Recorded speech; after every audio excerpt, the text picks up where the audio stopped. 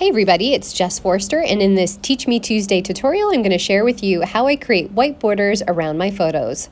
So sit back, relax, grab a cold drink, and let's get started. So in Photoshop Elements 18, I select the arrow or move tool on the left-hand side and navigate up to the top toolbar, click File, Open, and Recent. I then select the photo that I want to resize.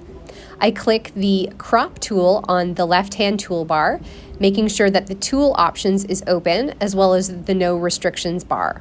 I then type in the dimensions of the photo that I want. Essentially, I am enlarging this photo to 6:8 at 300 dpi.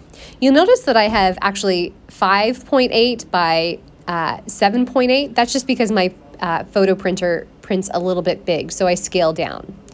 I then, using my arrow on my keyboard, I move the square in which is going to print. I move it to the section of the photo that I want highlighted, and then I click the green button. I then navigate over to the right toolbar and select and edit levels. So simply just lightening the photo with levels, and then also lightening with brightness and contrast.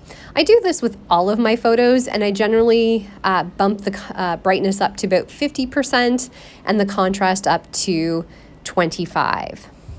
Once I have inputted those numbers, I select the layer section on the top toolbar and simply put merge visible. That means that the photo is now flat, and I can then resize my photo again. I navigate up to Image, Resize, Scale, and on the top or in the bottom toolbar, you'll notice that I am resizing the image to 92%.